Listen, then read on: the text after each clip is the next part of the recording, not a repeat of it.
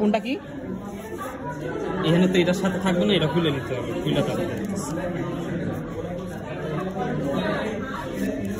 স্বাভাবিকভাবে আমরা কি জানি যে কাগজটা দিচ্ছি, হ্যাঁ, কাপড়টা যে দিচ্ছি, আর একটা হচ্ছে মাল্টিফাইবার কি সাদা কালার আসছিল, সাদা জিনিস সাথে স্টেইনিং হবে। এই সাদার সাথে সাদা মিল রেখে এটা হচ্ছে স্টেইনিং। আচ্ছা এটা হচ্ছে স্টেইনিং, ঠিক আছে, এটা হচ্ছে স্টেইনিং এর জন্য।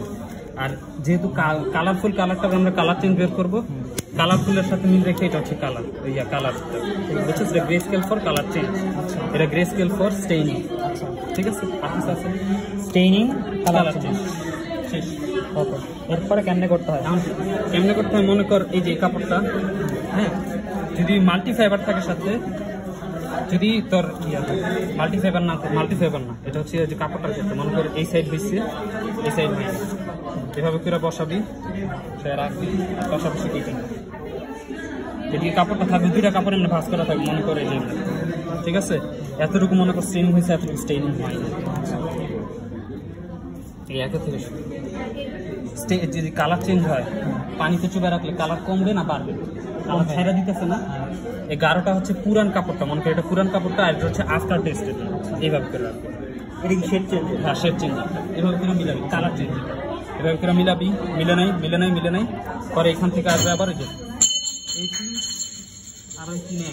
আচ্ছা, কথা হলো যে যদি মিলে যায় তাহলে তার দেখতে হবে না, দিকে তাইলে দেখতে হবে না, তাও তো ট্রাই করবে। এটা হচ্ছে পরীক্ষার ক্ষেত্রে।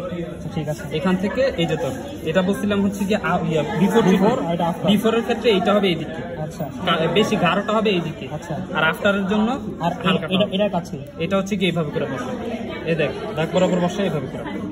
আচ্ছা, তাহলে এখানে তাহলে দুটো দেখতে হবে, এটা হচ্ছে কি আফটার, এটা বিফোর। হ্যাঁ, এটা হচ্ছে বিফোর ট্রিটমেন্ট, মানে গাঢ় থাকবে, আর হলো আফটারটা হচ্ছে হালকা থাকবে। শেষ।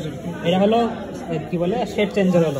এখন কথা হচ্ছে একে যদি হয় তাহলে সবচেয়ে বাজে শেড চেঞ্জ হয়েছে, মানে শেড চেঞ্জ হচ্ছে অনেক। আর যদি 5-এ হয়, দেখ দুইটা কালার সেম, তাহলে শেড চেঞ্জ হয় না। সাধারণত 5.5 পর্যন্ত হয়। যদি একদম দেখা যায় যে আমরা শেষের দিকে দেখছি যে কালার চেঞ্জ হয়নি, তখন ম্যাডাম বলছে 4.5। আচ্ছা, 4 to 5 স্টেনটা হবে, মানে ফেডটা হবে আমাদের চোখে। এটা হলো ওই যে যেটা কালারফুল কাপড় দেয় সেটা ক্ষেত্রে। আর যদি তোর ইয়া হয় স্টেইনিং হয়, হ্যাঁ, স্টেইনিং এর ক্ষেত্রে মনে কর মাল্টিফাইবার ধরার নিয়মটা কি?